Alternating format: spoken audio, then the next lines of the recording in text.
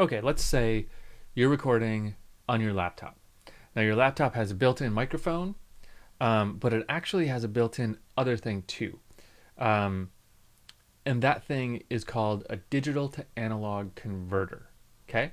So, um, the microphone in your laptop is going to take an analog sound, your voice or any sound, anything that's waves floating through the air is analog sound. So, when we're recording, the trick we need to do is convert analog sound to digital sound. Digital sound is stuff the computer needs. Analog sound is stuff that humans need. Okay?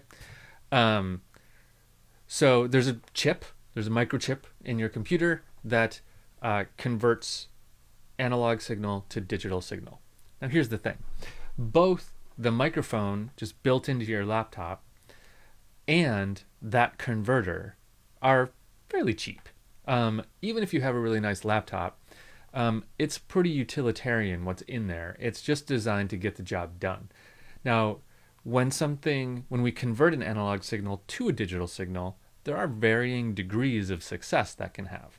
We can do it cheaply and poorly, in which case we're going to lose some of the analog sound, right? We might lose some of the high frequencies, we might lose some of the low frequencies.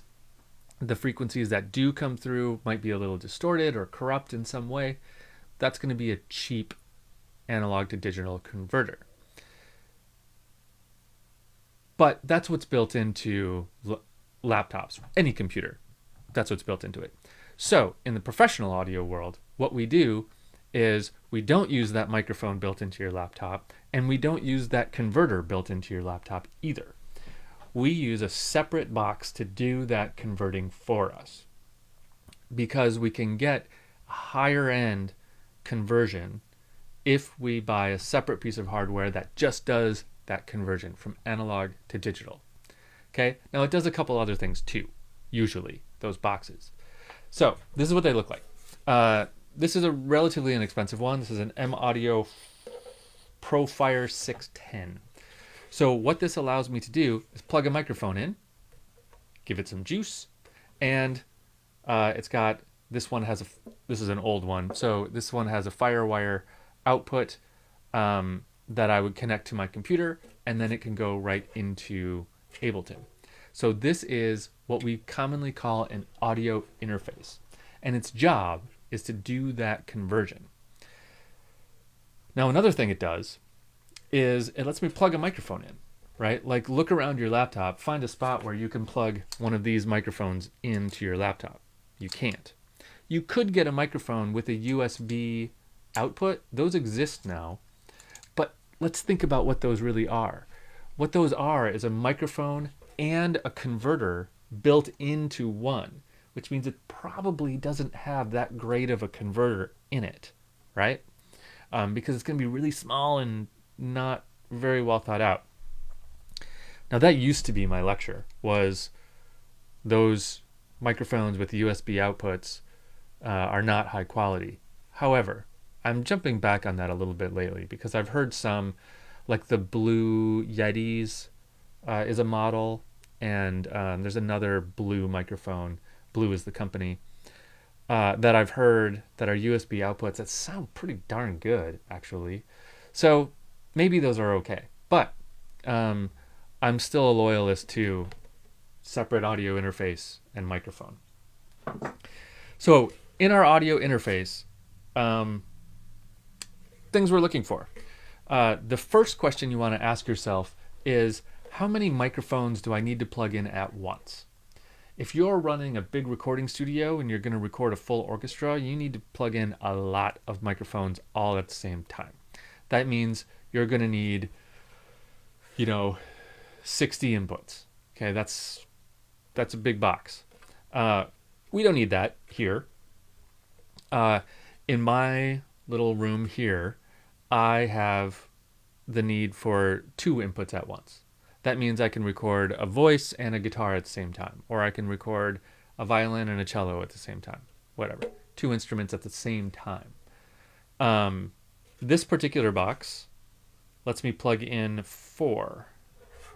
It has 2 in the front and then 2 lines in the back. So this will let me plug in 4 different things at the same time. Now that doesn't mean my track can only have 4 tracks. It just means I can only record 4 things at the same time. So think about how many things you're going to need to record at the same time. The answer might be 1. You might just need to record 1 thing at a time. So you're going to look at how many inputs you need, and that's going to decide what kind of a audio interface you get. The other thing to look for is how it connects to your computer. Whether it has a USB out, FireWire out, Lightning, whatever we're calling those now. Just make sure it can get out to your computer. Virtually any connection is fine, aside from old school USB 1. That's probably not fast enough. But if it's USB 3 or virtually any other connector, it's just fine. Just make sure you have one on your computer. Now, the other thing that these boxes do is they do the opposite conversion. Okay, so the main reason we want them is for the analog to digital conversion, but they also go the other way, digital to analog, which means we can play our sound out from the computer to this box and then plug our speakers into this box also. It's going to give us a higher end audio output as well, right? So this particular box has 8 outputs. I can plug 8 speakers into this thing. And there's a reason you might want to do that. We're not going to go into that at the moment, but typically I'm going to plug 2 speakers into it. Or I could plug headphones into it. I have headphone outputs right here. Okay, so that's going to give me a better quality audio output as well, so I can hear the sound more accurately. So with one of these boxes, the sound going into the computer from a microphone is more accurate. The sound coming out of the computer to my speakers is more accurate. That's why we use one of these boxes.